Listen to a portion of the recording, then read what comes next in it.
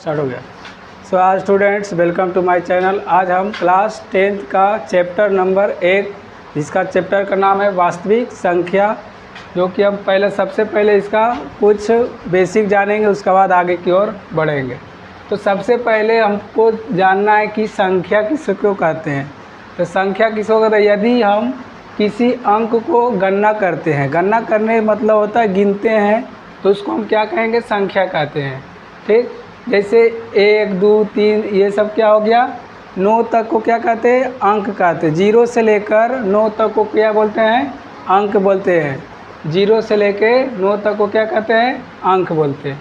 तो यही अंक से क्या बनता है? संख्या बनता है। जैसे अंक से क्या बनेगा? संख्या बनता है, क्योंकि अंक ही से क्या बनता है? संख्या। जैसे 1 और 2 ले लेंगे, तो 1 और 2 लेंगे तो क्या बन जाएगा? 12। तो 12 क्या है? नंबर है, संख्या है। यही अगर 1 ले लिए और इसमें 0 बैठा दिए आगे, तो कितना हो जाएगा? 10। तो 10 क्या है? नंबर है, कोई संख्या है। तो अंक और संख्या समझ में आ गया होगा। अंक कहाँ? तो 0 से लेकर 9 तक को क्या करते हैं? अंक कहते हैं। और बाकी सब क्या हो जाएगा? संख्या।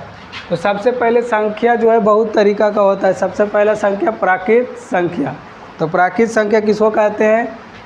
गिनती वाले संख्या को क्या कहते हैं? प्राकृतिक संख्या बोलते हैं। प्राकृत संख्या या तो प्राकृत संख्या बोलते हैं। तो 1 से लेकर अनंत तक को क्या कहते हैं? प्राकृत संख्या बोलते हैं। यानी गिनती वाले संख्या को प्राकृत संख्या बोलते हैं। दूसरा कौन सा संख्या? पूर्ण संख्या। पूर्ण संख्या अगर प्राकृत संख्या में अगर 0 बैठा देते तो क्या बनता है? पूर्ण संख्या बन जाता है। तो 0 से लेकर क्या होगा? अनंत तक के कौन सा संख्या कहलाता है? पूर्ण संख्या। यदि उसके बाद तीसरा में आ गया पूर्णांक संख्या।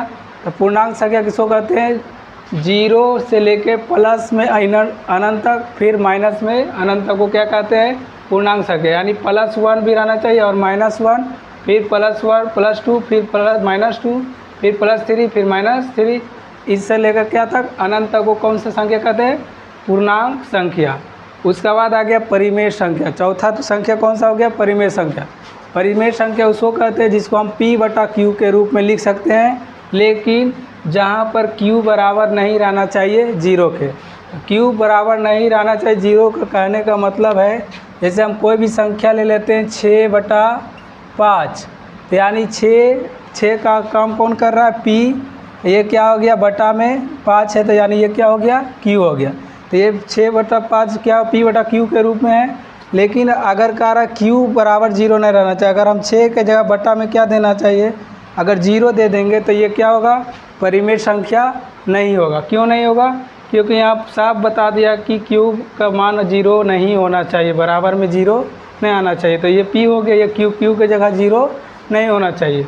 अगर 0 है तो ये परिमेय संख्या नहीं होगा। अब अगला देखते हैं उसका। यानी हम बताए थे कि P/Q के रूप में जिसको लिख सकते हैं उसको क्या कहते हैं? परिमेय संख्या। लेकिन जहाँ पर Q का मान बराबर नहीं होना चाहिए 0 के। इतना बताएं आगे। अब देखते हैं परिमेय संख्या होता कौन कौन। तो परिमेय संख्या जो होता है, परिमेय संख्या हमेशा पूर्ण संख्या भी होगा, पूर्णांक संख्या भी होगा, और परिमेय संख्या, पूर्ण संख्या, सम संख्या होगा। ये सब क्या हो जाएगा? सब परिमेय संख्या में आता है। और परिमेय संख्या के बाद एक और आता है अपरिमेय संख्या।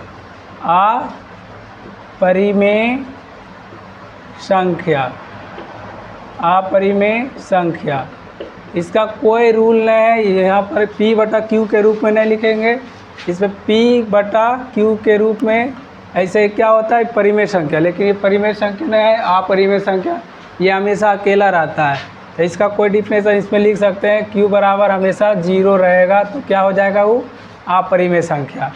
उसका बाद आ गया एक वास्तविक संख्या, जो कि चैप्टर का नाम है वास्तविक संख्या।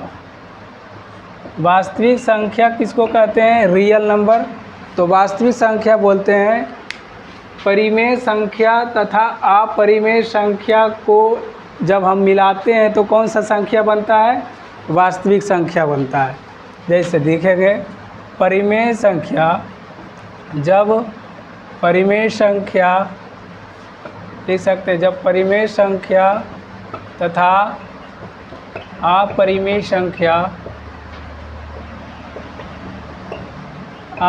संख्या को मिलाते हैं तो वास्तविक संख्या बनती है। वास्तविक संख्या बनती है।